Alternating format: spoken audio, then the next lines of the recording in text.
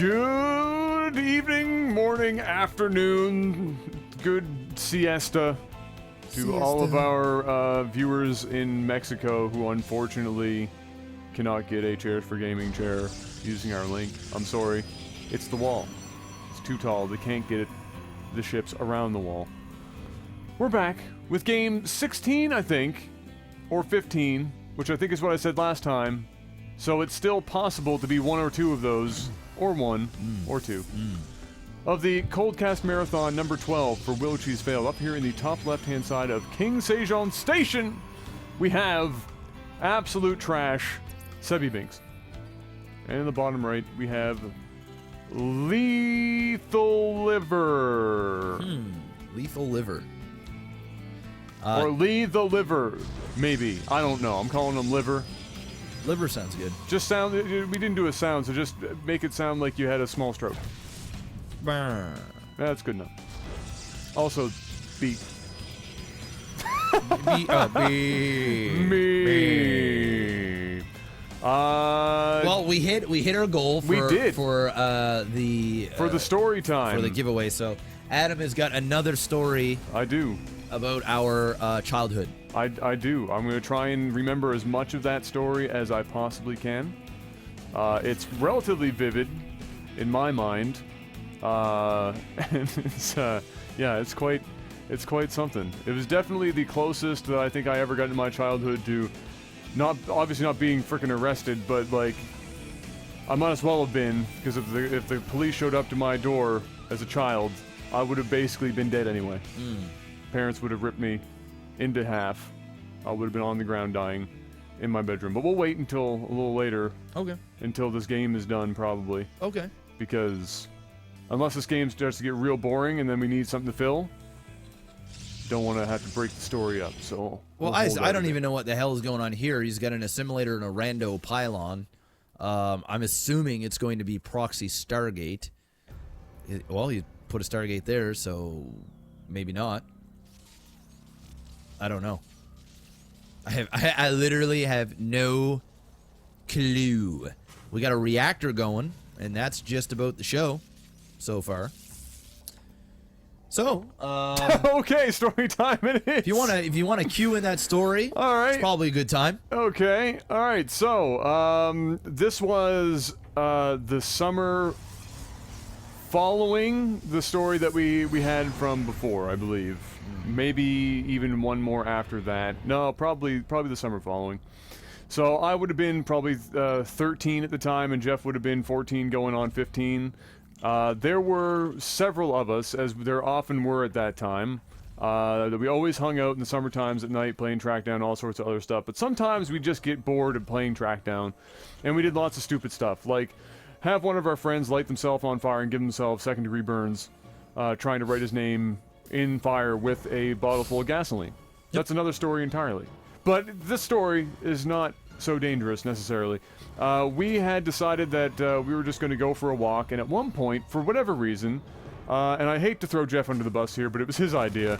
Like, let's play Knock Knock, Ginger. Okay. So we don't want to play Knock Knock Ginger in your own neighborhood because everybody already knows you, and they're going to know who's doing it because half the street was basically just children. So it was kind of obvious who was doing what. So we went a couple of streets over, and we find this one house. We find the perfect house, and we scouted it out because it was the home. It was kind of surrounded by a bit of trees in the front yard, and then across the street there was a little bit of a ditch, heavily wooded, that was the beginning of a large wooded area that basically went off into nowhere. Behind homes on that street. So it's stripped right along, the backyards of a bunch of houses, and it was across. It was at a dead end where this house was. So this is the house we're going to pick. And so we're all hiding in that little ditch in the trees on the other side of the road. And Jeff said, I'm going to be the first one to go up there. I'm going to do it.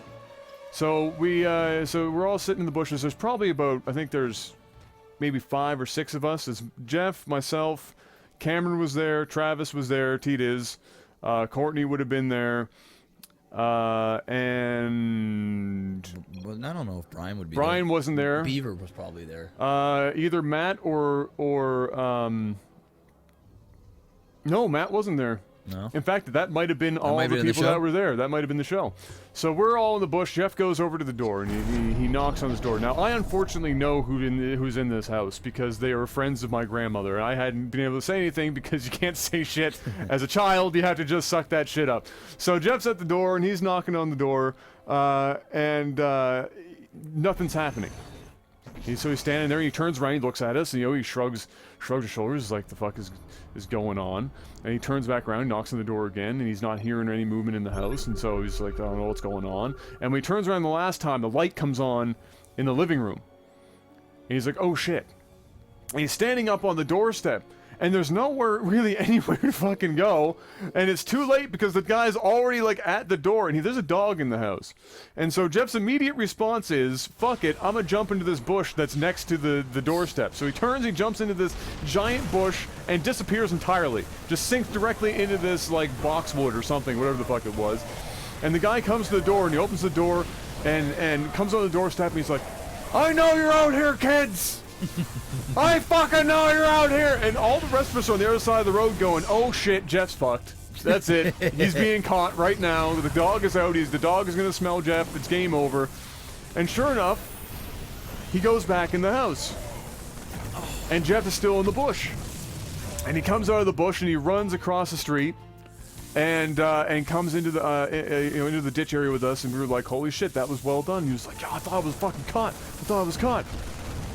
So Jeff was like, that's not enough. Obviously, Jeff gets away with murder. That's not enough. So we need to take it up to the next level. Start throwing rocks at the house.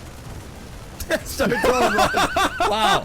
We should start throwing rocks at the house. So he starts throwing rocks at the house. So he gets the rock. He starts, because we're in a ditch. So he just picks up rocks, starts throwing rocks at the living room window where they were just at. He keeps throwing rocks at the window just enough. He keeps coming out the door and he's like, I'm gonna call the cops. I'm gonna call the cops if you don't stop this bullshit right now. The dog's out there barking up a fucking storm and everything, and we're all in the friggin' ditch just like laughing or whatever. I was shitting myself, but everybody's laughing. And finally, all of a sudden, here comes the police. The car, we hear sirens and the lights are on, and we're in the ditch. There's pitch black, so they couldn't see in. We could see out, but nobody could see in. The cops are coming up the road, and we were like, fuck, because we're at a dead end. There's nowhere for us to go. We're at a dead end in a ditch, underneath the trees, across the house that we've been fucking for the last, like, hour. The old man is outside. The dog is out there. There are two cop cars. One comes up one street, because it's a crescent with it's an avenues, 3 streets on the back road. And another one comes up the other road. So we're cornered by 2 police cars. And we're in this ditch. So immediately, the first thing that happens, you're seeing a pattern here. Jeff is the first to do everything. Jeff gets up, starts running. So he gets up, and he turns around. The only place that we can run is backwards through the woods behind us. So he gets up, and he starts to run, and everybody else starts to take off one after another with Jeff as we go. And this is the woods I was just talking about that go on the back side of a whole row of houses down this street. It's like, I don't know, 11:30, 12 o'clock at night, and there's a lot of shit going on now. So other people started waking up in these houses. We're running immediately. Jeff gets up to start running up, and there's a bit of a slope. And he gets up this slope, and he's the first in line, and it's so dark that you can't really see anything. So we're like, everybody's just in a file. Jeff's the first one out, and he's running, and all of a sudden Jeff disappears. And before anybody could figure out what the fuck was going on, we didn't realize this, but we were running up a rock face. And on the other side of the rock face was nothing but about 10 feet of dick. Nothing at all. Just a drop out of fucking nowhere. And so Jeff's running, disappears. And then the next person in line disappears, and we're all falling like this 10-foot fucking drop. And so Jeff's the first one down. Jeff, like, kind of artistically rolls out of the shit. And did quite well.